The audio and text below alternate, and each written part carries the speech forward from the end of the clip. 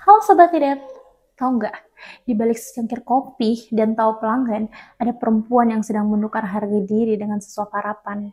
Mereka menyebutnya kopi pangku. Fenomena kopi pangku sering dianggap sekedar hiburan malam, tapi di balik lampu temaram dan tawa-tawa samar, ada kisah seorang perempuan yang berjuang melawan kenyataan hidup. Salah satunya adalah Tika, sosok ibu tunggal. Ia rela melakukan apapun untuk bertahan hidup demi anaknya. Pangku adalah film perdana karya Reza Rahadian sebagai sutradara yang dibintangi oleh Claresta Taufan sebagai Sartika. Tika digambarkan sebagai sosok ibu tunggal yang diam-diam menanggung banyak hal, berjuang seorang diri, menafkahi anaknya baik.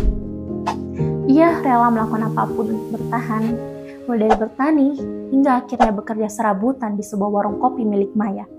Sosok perempuan berkulit sawo matang yang diperankan oleh Christine Hakim, di mana warung kopi ini merupakan tempat para supir dan pekerja kasar datang sekedar melepas lelah.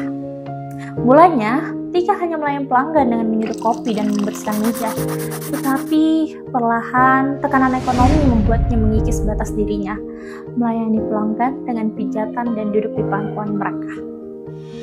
Sampai muncul satu adegan di mana Bayu yang masih kecil dengan polosnya mengatakan sesuatu yang menyayat hati. Bayu gak suka lihat ibu pangku-pangku. Kalimat yang sederhana namun dapat membuat penonton merasakan rasa sakit yang serupa dengan ibu tunggal itu rasakan. Dan sejak saat itu kita sadar ini bukan sekedar kisah tentang kemiskinan, tapi tentang martabat, cinta, dan kehidupan yang tidak memberi banyak pilihan.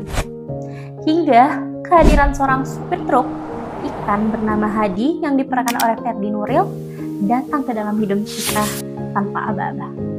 Tapi lewat kehadiran dan perlakuannya, Hadi memberi sesuatu yang nyaris terasa asing bagi Tika, yakni kelembutan.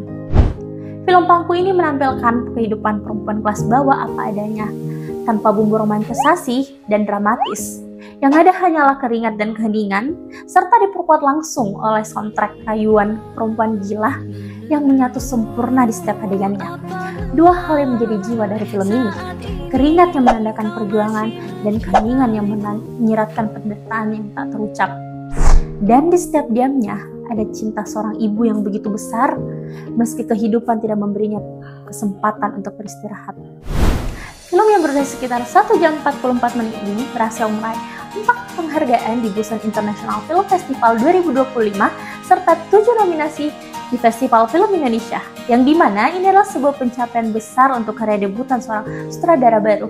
Yang menarik, film ini memperlihatkan bahwa setiap tokohnya adalah korban dari sistem sosial dan dunia yang tidak memberinya banyak pilihan. Baik Tika, Maya, maupun Hadi, semuanya hanya berusaha bertahan dengan cara yang mereka tahu.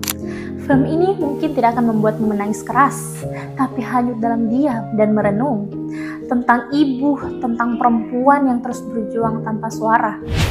Inilah Pangku, film yang tidak hanya ditonton, tapi untuk dirasakan dan direnungkan. Ini juga menjadi rekomendasi film untuk Sobat Tidak, dan film ini bisa disaksikan di seluruh bioskop tanah air. Sampai jumpa!